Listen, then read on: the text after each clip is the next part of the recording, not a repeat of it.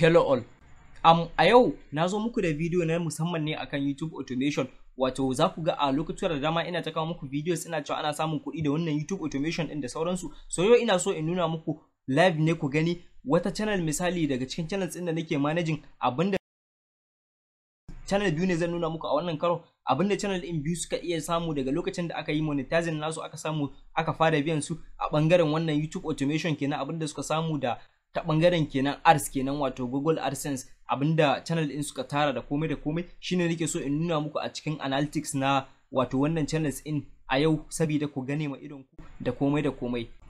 Kamar yadda za ku ji ina magana, irin wannan channels in muna da hanyoyi da dama da muke samun kuɗaɗe da su ba tare da mun dogara da irin income da muke samu daga YouTube ba, wanda idan ka duba a description na wannan video na yi providing link wanda zai kai ka gurin da zaka samu wato hanyoyi guda 10 da zaka iya samun kuɗi da ire-iren wannan channels in, wanda ba tare ka tsaya dogara da cewa sai ƙarshen wata zaka cire kuɗi a YouTube ba. Zaka iya cire kuɗi a duk irin bayan kwana 2 kwana 3 ne, sati ɗaya zaka cire wasu kuɗaɗe, wanda kuma ta bangaren affiliate marketing, brand list, selling merchandise da kuma sauran abubuwa da za a iya performing online din nan da irin wannan channels in ka samu kuɗi ba tare da kana da wannan product din ba. So kai clicking a description na wannan video, wannan abin yana nan na aje kuma free ne zaka same shi, Yos AB Tech.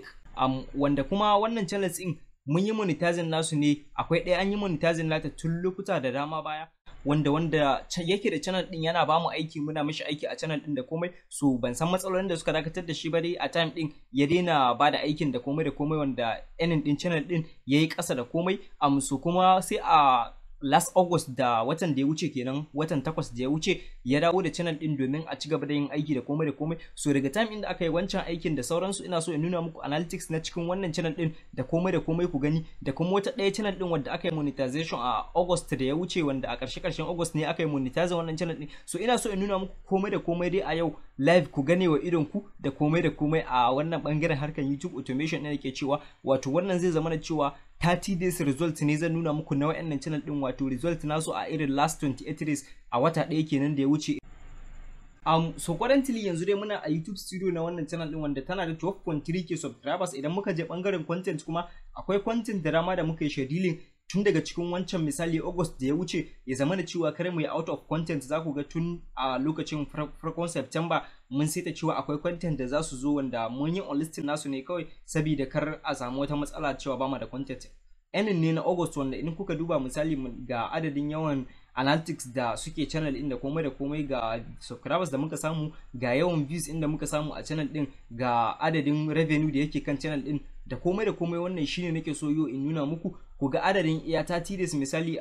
a August da ya wuce, wato abinda wannan channel din ta iya samu daga bangaren wannan. So wannan dai duk su ne daga cikin irin analytics da suke a wurin channel din, wanda za ku ga a tun kwanaki irin a watannin da suka wuce last year kenan, wannan channel din ta fara generating kuɗi da komai. So sai dai ya zama da cewa wannan time din an bar aiki a wannan channel din ne saboda an yi monetizing da komai da komai. Mun yi wa mai wannan channel din monetizing nata, so kawai yayi deciding maybe zai yi quitting aikin, zai daina da komai, ba mu sani ba dai. So aka daina uploading aiki da komai a channel din, sai ya zama da cewa revenue na channel din yayi low sosai, yayi ƙasa. za ku ga cewa a lokacin tana samun irin around ga dai dalolin da take samu, ba wasu kuɗaɗe ne take samu ba, wanda ta samu a $6 gashi ta samu 1 point something 2 point something a wannan August inda muka shiga kenan, inda ta fara samun yan kuɗaɗe zuwa $5 ga $9 yanzu muna da. So haka dai za ku ga cewa ga $4 haka income din da ya rika rising yana kamar yadda kuke gani dai har zuwa ga $11, wanda shine high abinda channel din ta iya samu a wannan time din. Ga $1 muka dawo $1.5 kenan. So still dai in kuka duba za ku ga cewa wannan su ne dai abubuwan analytics ɗin da suke gurin a channel ɗin da komai. Ga $3 muna da, wanda in kaka duba dai zaka ga 2 point something dollar, haka dai zaka ga revenue ɗin yana canjawa da komai. Ga $7. So still dai haka ne abin yake growing dai step by step. Zaka ga cewa wannan channel ɗin suke zuwa wanda akwai channel da dama wanda sun fi wannan samun kuɗaɗe da komai da komai. So ina dai nayi wannan video ne saboda in nuna muku cewa abun step by step ne, misali yanayin wannan samun kuɗin, wanda yanzu idan muka koma a irin bangaren top videos wanda suka samu abun nan revenue a wannan channel din, za ku ga cewa wannan video shi kaɗayan shi bidiyon ya samu $30 something, wanda gashi yanzu shine top. Ga video na biyu wanda muke da akalla ga video na 3, ga video na 4, ga $7 ga haka dai za ku ga cewa income din da muka rika samu a wannan channel din. Wannan su ne dai videos ɗin da suka samu views wanda lokacin da aka yi monetizing wannan channel ɗin su ne suka kawo muna income a wannan August ɗin da nake magana kenan, wanda a time ɗin ne aka fara implementing wannan automation ɗin, wanda za ku ga cewa kenan a month ɗinmu na farko wanda muna cikin wannan August ɗin ga contents da muka ɗora a channel ɗin da komai wanda za ku ga duk wannan ayyukan mun ɗora su ne a cikin August, wanda daga me yake da suna August in kuka duba za ku ga cewa gurin yanzu misali ga aikin August wanda muka fara a 2 August kenan.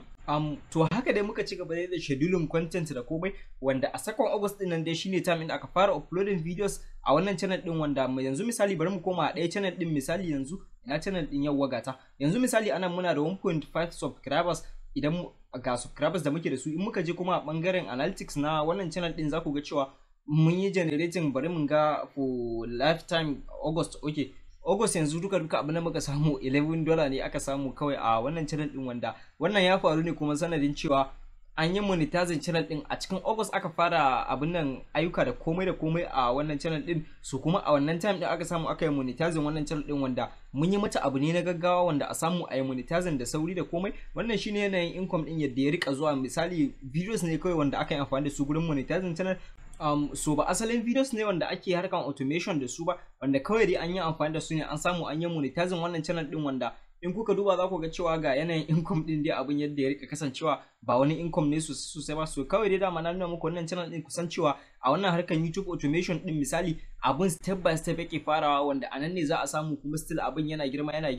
yana building. Zaka ga cewa daga nan kuma from month inda aka yi monetization, month na gaba abinda za a samu yana da tsoka sosai zai yawa abinda aka samu month na gaba, wanda month in farko misali za a yi focusing kan cewa a ɗora channel din a yi monetizing nata da komai a yi picking niche wa channel din da komai. Wannan shine dai abinda za mu yi a first month kenan.